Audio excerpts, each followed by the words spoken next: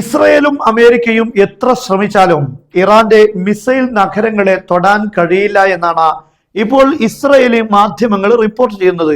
ഒരു air force source ഉദ്ധരിച്ചുകൊണ്ടാണ് ഈ റിപ്പോർട്ടുകൾ വരുന്നത്. Israeli cannot fully eliminate Iran's mountains missile cities.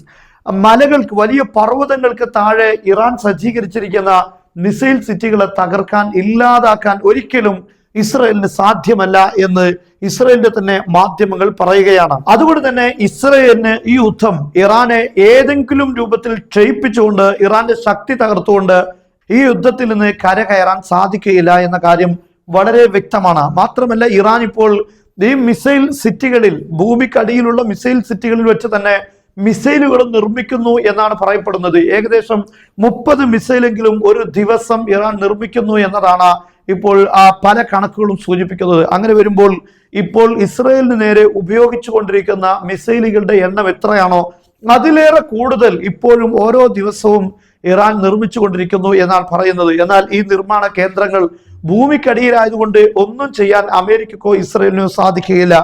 അതുകൊണ്ടാണ് ഇറാനെ സംബന്ധിച്ചിടത്തോളം വർഷങ്ങളോളം ഈ യുദ്ധം മുന്നോട്ട് കൊണ്ടുപോകാൻ അവർക്ക് സാധിക്കും എന്ന് പറയുന്നത്. മാത്രമല്ല, ഇസ്രയേലും അമേരിക്കയും ഒക്കെ കണക്ക് കൂട്ടിയിരുന്നത് പ്രകാരം ഇറാന്റെ കയ്യിൽ 2000 ബാലിസ്റ്റിക് മിസൈലുകളൊക്കെ ഉണ്ട് എന്നായിരുന്നു.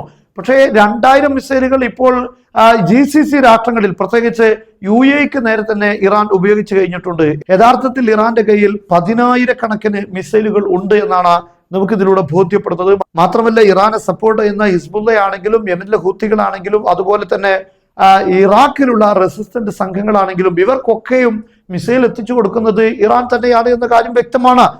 അവിടെ എല്ലാം വെച്ചുകൊണ്ട് ഇറാൻ മിസൈലുകൾ നിർമ്മിക്കുന്നു എന്നത് അവരുടെ മിസൈൽ കാപ്പബിലിറ്റി വളരെ ശക്തമാണ് എന്നതാണ് ഇതിലൂടെ നമുക്ക് മനസ്സിലാക്കാൻ സാധിക്കുന്നത്. എന്തായിരുന്നാലും ഇസ്രയേലിനും അമേരിക്കയ്ക്കും പരാജയപ്പെട്ട ഇറാന്റെ മുന്നിൽ ഇത് പിൻവാങ്ങുക എന്നതല്ലാതെ മറ്റു വഴികളില്ല എന്ന കാര്യം വ്യക്തമാണ്.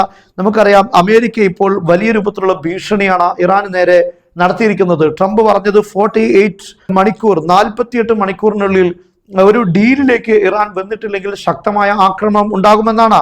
എന്നാൽ ഇപ്പോൾ ഇറാൻ ഇത് റിജക്റ്റ് ചെയ്തിരിക്കുകയാണ്. ചൊവ്വാഴ്ചയാണ് ട്രംപ് നൽകിയിട്ടുള്ള അവസാന ദിവസം. പക്ഷേ ട്രംപിനെ സംബന്ധിച്ചിടത്തോളം ഒരുപാട് അവസാന ദിവസങ്ങൾ കഴിഞ്ഞതുകൊണ്ട് തന്നെ ഈ ചൊവ്വാഴ്ചയും സാധാരണഗതിയിൽ കഴിഞ്ഞു പോകുമെന്ന കാര്യത്തിൽ യാതൊരു സംശയവുമില്ല. കാരണം യുദ്ധത്തിലൂടെ നേടിയെടുക്കാൻ കഴിയാത്ത കാര്യം ഭീഷണിയിലൂടെ നേടിയെടുക്കാനാണ് ട്രംപ് ശ്രമിച്ചുകൊണ്ടിരിക്കുന്നത്.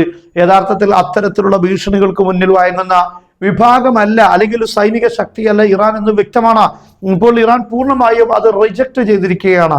അമേരിക്ക മുന്നോട്ട് വെച്ച കാര്യം ഒരു താൽക്കാലികമായ വെടിനിർത്തൽ, അതിന് പകരമായി ഒരു താൽക്കാലികമായിട്ടുള്ള ഹോർമോസ് കടലെടുക്ക് തുറക്കലാണ്.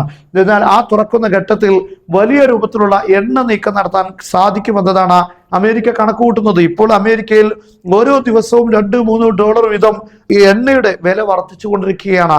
അതിന് വലിയൊരു പരിഹാരം ഉണ്ടാക്കാൻ ഏതാനും ദിവസങ്ങൾ മാത്രം വെടിനിർത്തലിലൂടെ അമേരിക്കക്ക് സാധിക്കും. എന്നാൽ ഇറാൻ പറയുന്നത് അങ്ങനെ ഒരു താൽക്കാലികമായ ഒരു വെടിനിർത്തൽ ആവശ്യമില്ല, അതിന് ഇറാൻ ഒരിക്കലും തയ്യാറല്ല എന്ന് പറഞ്ഞ് അമേരിക്കൻ ട്രംപിന്റെ ആവശ്യം പൂർണ്ണമായി നിരാകരിച്ചിരിക്കുകയാണ്, റിജക്റ്റ് ചെയ്തിരിക്കുകയാണ്.